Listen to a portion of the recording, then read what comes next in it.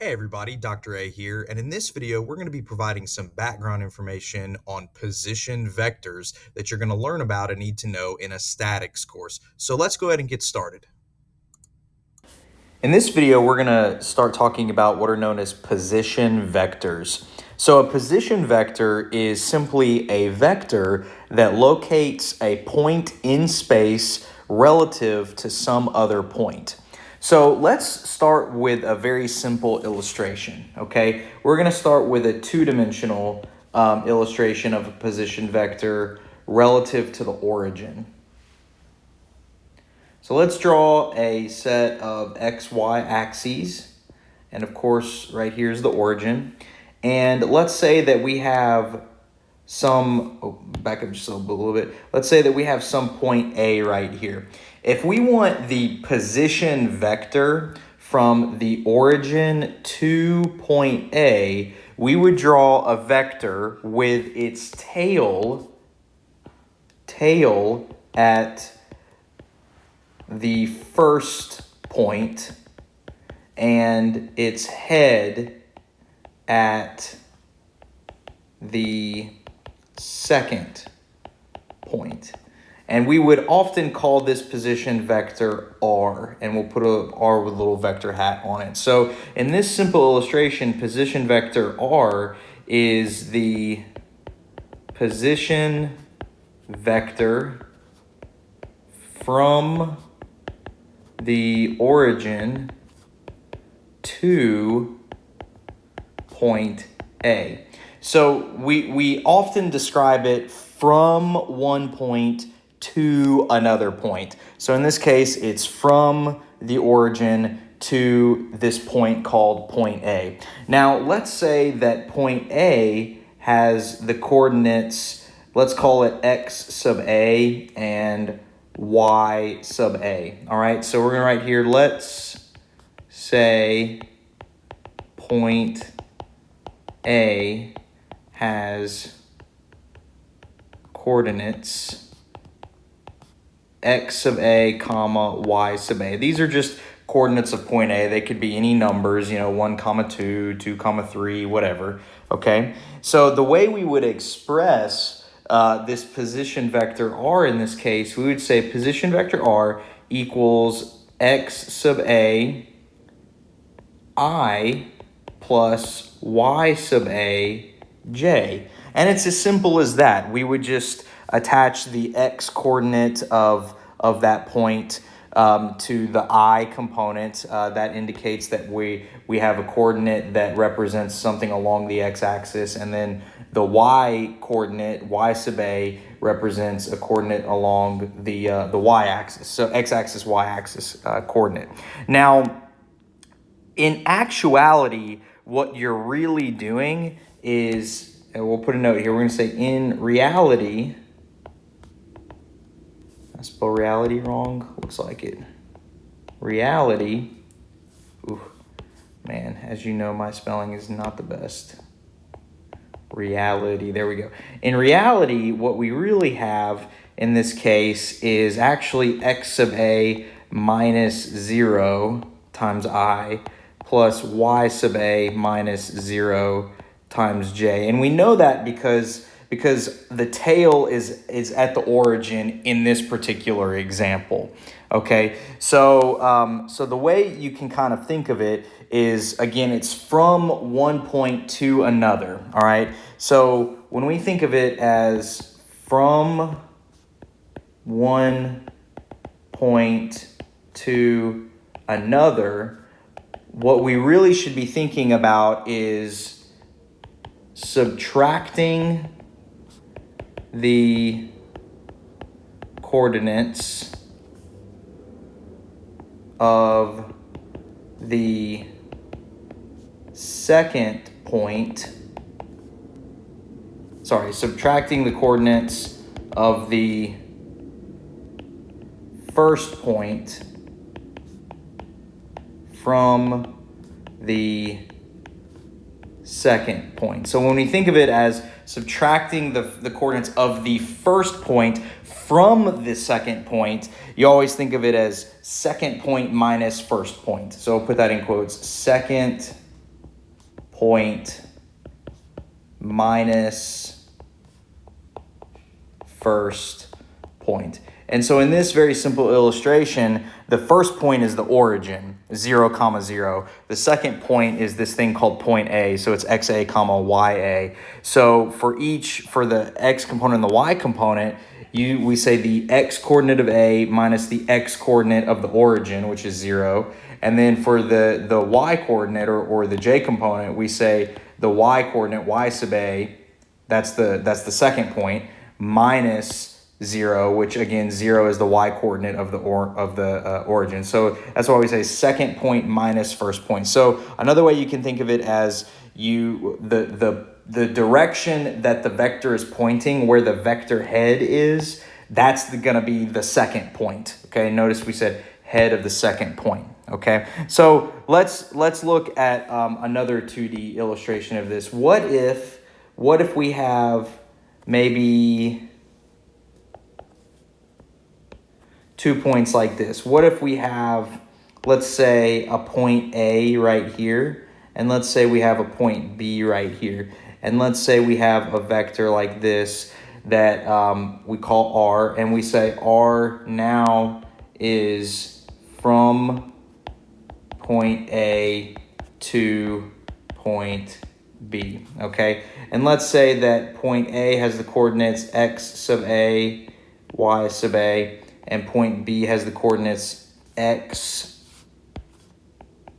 sub B, y sub B. So how would we define R in this case? Well, in this case, remember, it's always the second point minus the first point, or you can think of it as you subtract the first point from the second point, okay? So we would say x sub B minus x sub A times I plus y sub B minus y sub A, oops, didn't mean to scroll there, minus y sub A times j, all right? And that's the case if you're looking at a position vector between 2 points where one of those points is not the origin. Now check this out. What if I wanted the magnitude of a position vector?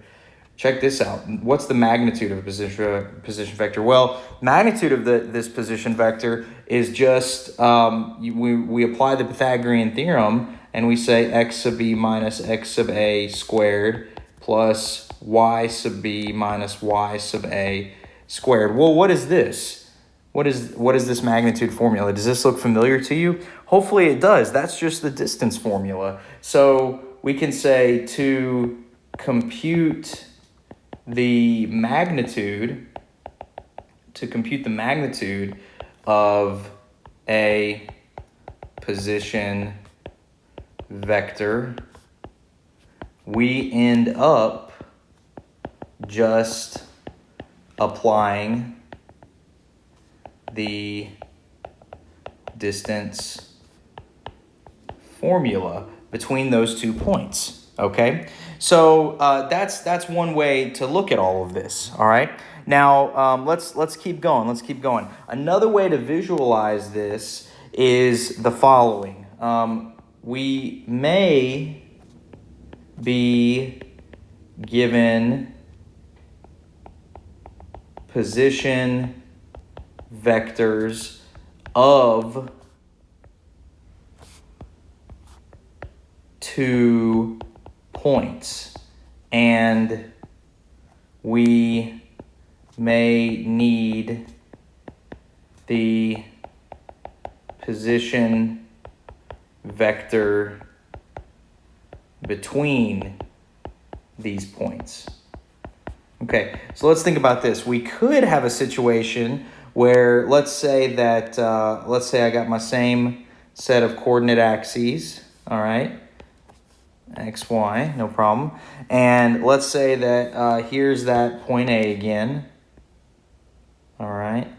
And let's say point B is somewhere over here. So we could actually, instead of being given the coordinates of A and B, we could be given the position vectors of A and B relative to the origin, okay? So you see how I have kind of the same diagram with points A and B, but instead of being explicitly given coordinates of A and B, maybe I have a position vector for A and I have another position vector for B. Let me move this down here. Another position vector for B. And then we still need to find the position vector between A and B, all right? So we can call this R.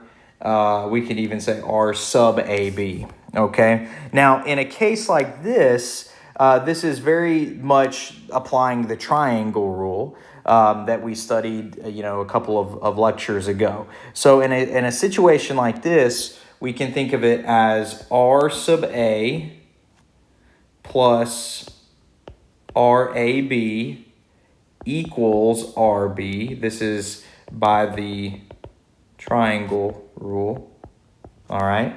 And in a similar way, we would say RAB, rearrange that, equals RB minus RA. All right, so again, this is the case when maybe instead of coordinates of A and B, you are given two position vectors, right? You're given position vector A and position vector B relative to the origin, and then you're asked what's the position vector between A to B, like from A to B.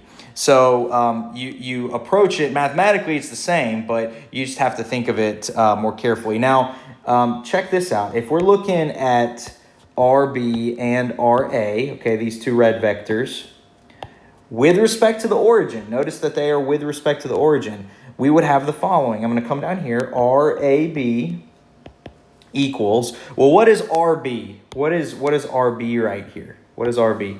RB is simply X sub B plus Y sub B. Sorry, I'm going to back up just a little bit.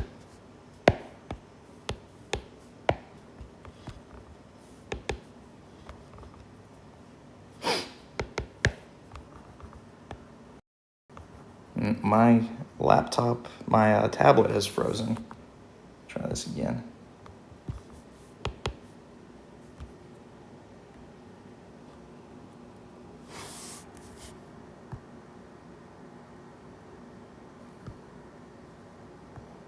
Okay, there we go. Sorry for that. The laptop froze temporarily. Okay, let's try this again. RAB equals RB minus RA. So what is RB? So RB is going to be X sub B I plus Y sub B J minus X sub A I plus Y sub A J. Okay, so this right here, of course, is RB, and this right here is RA. Again, RA and RB are relative to the origin right now.